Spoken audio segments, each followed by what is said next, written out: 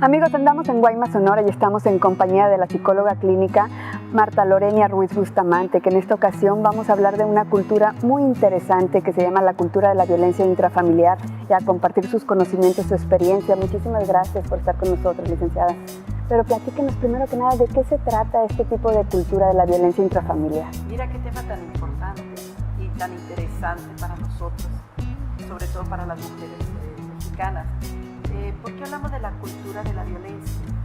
Porque la cultura son todos los conocimientos, todas las ideas, toda aquella información, aprendizaje informal que recibimos y lo recibimos dentro de nuestra cultura. Y una de ellas es la violencia, una manera de educarnos, de enseñarnos cómo hacer bien las cosas es por medio de la violencia. Los gritos, las amenazas, golpes incluso, para lograr un objetivo de aprendizaje. Entonces, esa manera de aprender, nosotros la vamos replicando en las siguientes generaciones, de tal manera que de ser víctimas terminamos siendo agresores con nuestros hijos y nuestros hijos a su vez aprenden ese tipo de cultura que vamos transmitiendo en las generaciones. Interesante, muchas veces uno no se da cuenta de ser partícipe de esta cultura, pero platícanos para esto, ¿cuál es el ciclo de la violencia?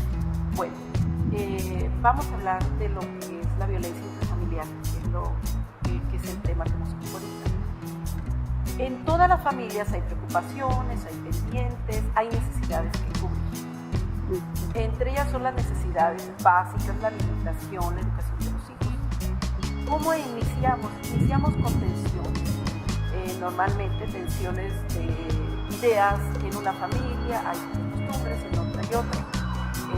Cubrir las necesidades básicas, la alimentación, la ropa, a veces falta de dinero, falta de trabajo, las adicciones también son muy importantes, empiezan reclamos, no hablamos abiertamente del problema, sino a veces pues damos indirectas, decimos las cosas a través de los hijos, o aventamos puertas, andamos enojados y empieza a haber una tensión en la pareja, en la familia, de tal manera que se viene ya lo que es la violencia, golpes, gritos, violencia económica, violencia psicológica, violencia física. Entonces de esa manera se da.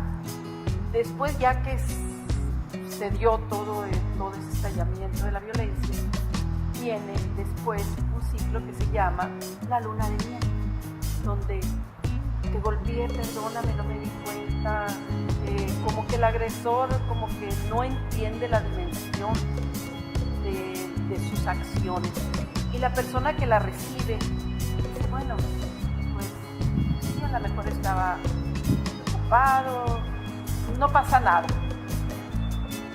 Y ya empieza la luna de miel y se vuelve a repetir el ciclo. Otra vez se viene la atención, los reclamos, por eso le llamamos nosotros el ciclo de la violencia.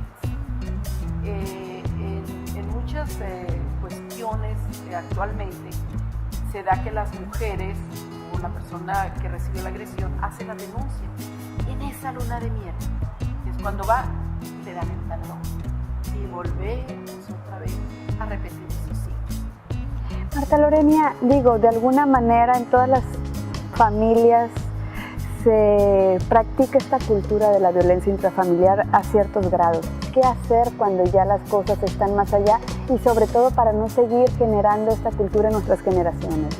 Bueno, nosotros recomendamos primeramente una terapia familiar, donde vamos a hablar que hay familias donde nada más existe la figura de uno de los padres.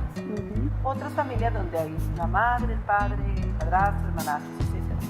Otras familias donde existe la abuela, la tía, la mamá, el papá, son diferentes.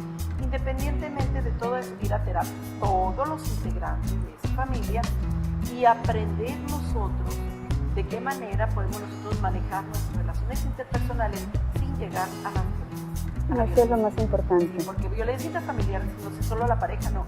Son los hijos, son los primos, son los tíos, son los abuelos.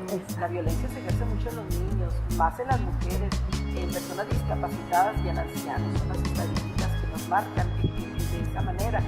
Entonces, esa violencia va creciendo. Entonces, toda la familia, todos los que viven juntos conforman familias familiares tienen que ir a una terapia. Si definitivamente no se logra nada o la gente ya no quiere, porque hay mujeres que dicen, no quiero terapia, quiero ya llegar a otras situaciones que me ayuden, pues hay centros de mediación.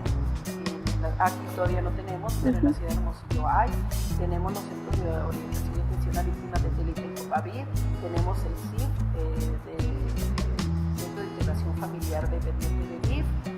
Hay psicólogos particulares, sobre todo los clínicos, que se dedican a ver de esta manera. A veces, por desgracia, se hace necesario, mejor que cada quien continúe de manera por el bienestar de los hijos y la familia y su propia seguridad física y mental, psicológica.